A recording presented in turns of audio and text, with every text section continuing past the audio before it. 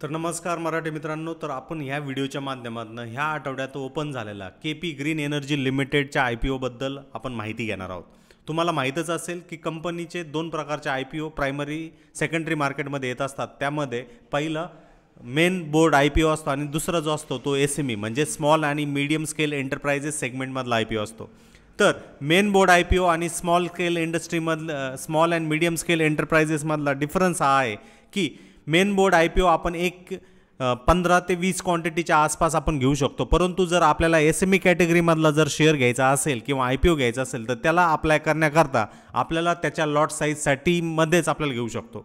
जसं की K P green एनर्जीचा आय पी ओ जर आपणास घ्यायचा असेल जो की 15 ते 19 मार्चच्या इन बिटवीन आहे, तो 1,44,000च्या किंमत पट्ट्यामध्ये निश्चित केलेला आहे. तर काय आहे के पी ग्रीन एनर्जी लिमिटेड, काय नेमकं त्यांचं वर्क स्ट्रक्चर आहे, त्याकरता आपण के पी एनर्जीच्या ह्या वेबसाईटवरती आलो आहोत. तर के पी ग्रीन एनर्जीकडे अनुभव जो आहे तो जवळजवळ 24 वर्षांचा अनुभव आहे आणि ही कंपनी मेनली भरूच गुजरातमध्ये 2.94 लाख मेट्रिक टन प्रोडक्शन कॅपॅसिटीच्या हिशोबाने वर्कआउट करत आहे. जसं की नावामध्येच के पी ग्रीन एनर्जी लिमिटेड आहे आणि प्रिव्हियसली ह्या कंपनीचं नाव के पी बिल्डकॉन प्रायव्हेट लिमिटेड ह्या नावाने या गोष्टी होत्या. तर कंपनीचे काय गोष्टी आहेत, काय पद्धतीने काम करते आणि ही ग्रीन एनर्जी म्हणजे काय त्याबद्दल सुद्धा आपण याच्या माध्यमातून माहिती घेणार आहोत. तर कंपनीचे प्रॉडक्ट्समध्ये जर आपण बघितलं तर ट्रान्समिशन लाईन्स टावर आहे, आयसोलेशन डिव्हिजन आहे, सबस्टॅन्शियल गोष्टी आहेत आणि भरपूर काही कंपनीची ते ऑफर करते. हायमस टावर्स आहेत, मोनोपोल टावर्स आहेत, भरपूर काही गोष्टी कंपनी जे आहे ते ऑफर करण्यामध्ये तिथं पारंगत आहे आणि त्या माध्यमातून कंपनी जी आहे चांगल्या पद्धतीने वर्कआउट करण्याचा प्रयत्न तिथं आपल्याला करताना तिथं दिसत आहे. आणि याच्यामध्ये टेलिकॉम पॉवरमध्ये सुद्धा आहे, सोलर मॉड्यूल मॉनिटरिंग स्ट्रक्चरमध्ये सुद्धा आहे, क्रॅश बॅरियर्समध्ये सुद्धा आहे आणि अदर प्रोडक्ट्समध्ये सोलर ट्रॅकर, गॅल्व्हनाइज इथरनिंग स्ट्रिप्स आणि फ्लॅट डबल डेक्स अशा भरपूर काही गोष्टी ही कंपनी आपल्याला करताना इथं दिसत आहे.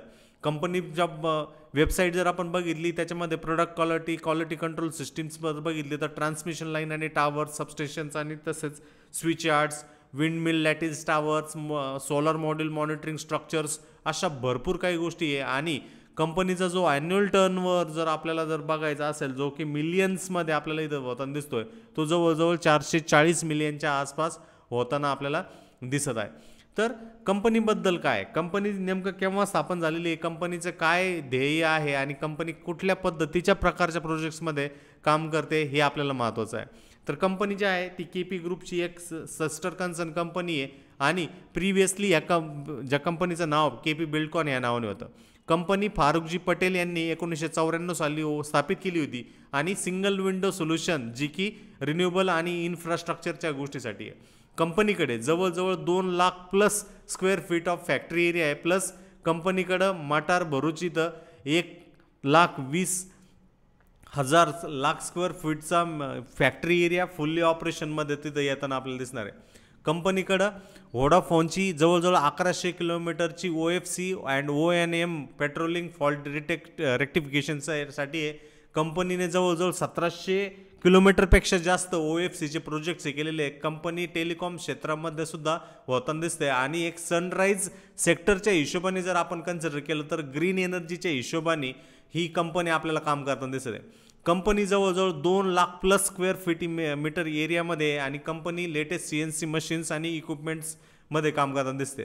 कंपनीकडं equipped CNC angle line machine ज्याच्यामध्ये पंचिंग, ड्रिलिंग, स्टॅम्पिंग, कटिंग कुठल्याही टाईपचं शेप आणि साईजमध्ये ते काम करताना आपल्याला दिसू शकतं. आणि कंपनीकडं one of the best fabrication plant आपल्याला वर्कआउट होताना दिसतंय आणि कंपनीकडं भरपूर काही गोष्टी उपलब्ध आहे आणि सगळ्यात महत्त्वाचं सोलर फॅसिलिटीजमध्ये काम करत असल्यामुळं ही स्मॉल आणि मीडियम स्केल सेगमेंटमधली एक चांगली कंपनी आपल्याला दिसत आहे.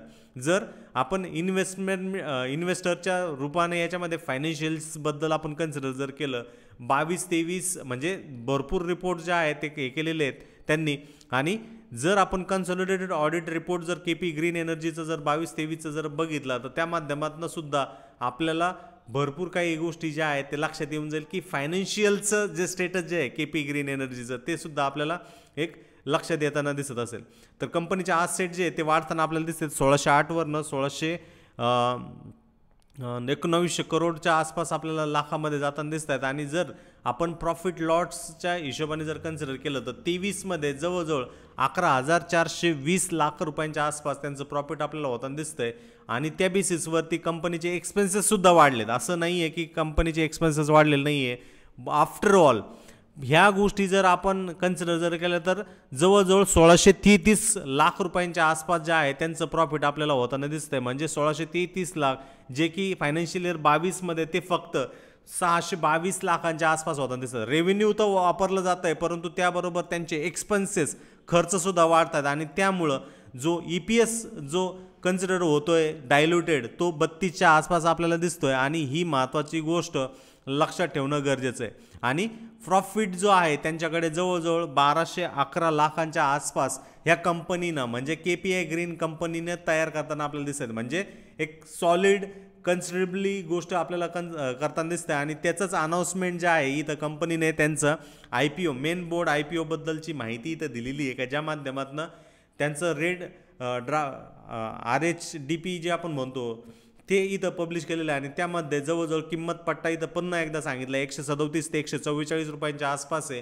आणि फ्लोअर प्राईस जी रेटिंग होणार आहे ती 27.40 times of the face value होणार आहे. कॅपिटल प्राईस जी आहे ती 28.80 टाइम्स इथं होताना आपल्याला दिसतं. आणि त्याच्याबद्दलचे डिटेल जे आहेत यामध्ये मेन्शन केलेले आहेत. तुम्ही फायनान्शियल डेटा पण बघू शकता. बुक लिडिंग मॅनेजर्स यांचे हे आपल्याला इथं दिसत असतील. आणि बिड ज्या स्टार्ट होत आहेत त्या आज शुक्रवार 15 मार्चपासून होत आहेत. एंड ज्या होणार आहेत ते ट्यूजडे 19 मार्चला होणार आहे. या सर्व काही गोष्टी आपल्याला लक्षात ठेवायचं आहे. आणि फायनान्शियल स्टेटमेंट जर बघितले 30 सप्टेंबरपर्यंत 2023 म्हणजे 24च्या याच्यामध्ये, तर अल्टिमेटली ते 10,393च्या आसपास आहे. 2023च्या फायनान्शियल इयरमध्ये ते 11,420चे आहे. म्हणजे ओव्हरऑल ते एक पॉझिटिव्ह असेट्समध्ये आपल्याला जाताना तिथं दिसत आहे.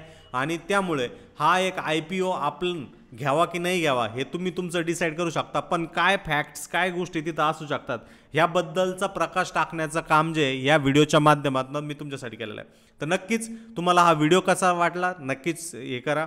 आणि ह्या IPOला तुम्हाला अप्लाय करायचं की नाही करायचं हे तुम्ही तुमच्या फायनान्शियल ॲडवायझरला कॉन्टॅक्ट करून त्याच्याबरोबर चर्चा करून मग डिसाईड करा. हा व्हिडिओ फक्त आणि फक्त शैक्षणिक पर्पजसाठी बनवला गेला आहे हे लक्षात ठेवा. धन्यवाद.